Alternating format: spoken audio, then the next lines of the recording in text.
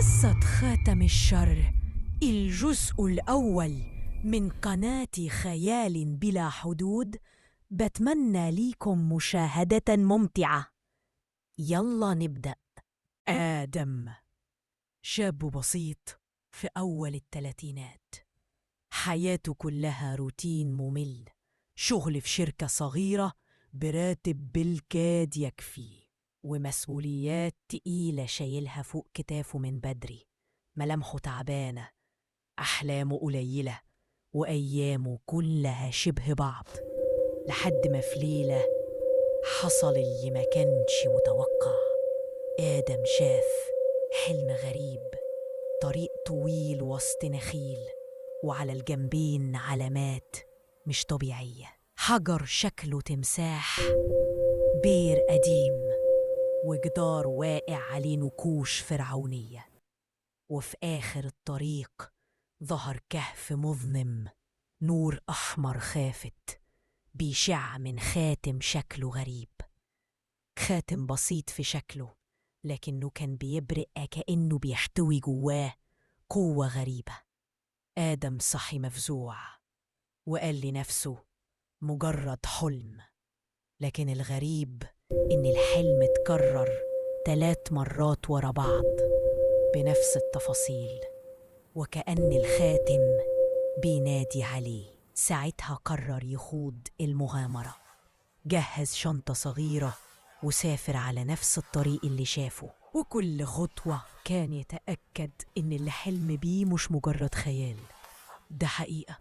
نفس الحجر، نفس البير، نفس الجدار. دخل الكهف والظلال حوالينه كانت بتتحرك، همسات شيطانية بتزن في ودانه.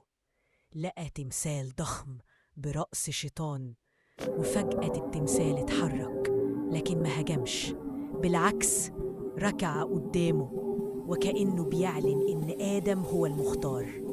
وفي النهاية وصل للخاتم. أول ما لبسه جسده اتغلف بطاقة دموية، عينيه لمعت وصوته اتغير. آدم ما بقاش زي الأول، بقى شخص تاني. قوة مرعبة اتفتحت جواه، لكن مش قوة خير، كانت قوة شر مطلقة. في الأول حاول يقاوم، رجع بيته وحاول يخلع الخاتم لكنه ما قدرش. كل مرة يشده الألم يزيد لحد ما استسلم. ومن هنا بدأ التحول الحقيقي، الغضب سيطر عليه. أول تجربة ليه في الشارع كانت كارثة، حركة بسيطة بإيده قلبت الرصيف وطرحت واحد على الأرض عشرات الأمتار بعيد. فهم وقتها إن الخاتم مش بيديله قوة، الخاتم هو اللي بيمتلكه. ومن بعدها الدمار ابتدى، شوارع كاملة اتسوت بالأرض، أبراج وقعت، سيارات طارت، والناس بقت تهرب من مجرد ضله. آدم وقف فوق برج عالي، رفع إيده للسما، الغيوم اتجمعت والبرق الأحمر وقع وحول المدينة الجحيم.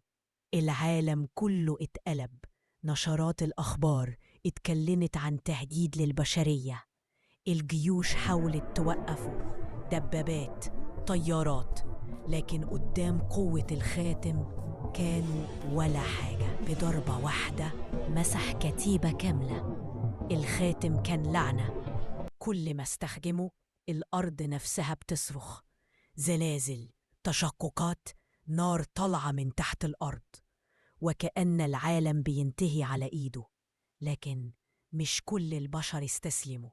في مكان سري تحت الأرض مجموعة صغيرة كانت بتراقب، قائد عجوز عارف تاريخ الخاتم من آلاف السنين، شاب عيونها فيها طاقة مضادة للظلام، ومحارب مسلح ببدلة مدرعة مستعد يضحي بنفسه.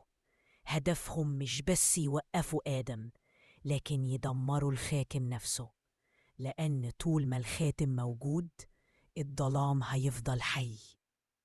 وفي اللحظة اللي آدم وقف فيها على قمة برج، ضحكته الشريرة والمدينة كلها بتتحول رماد.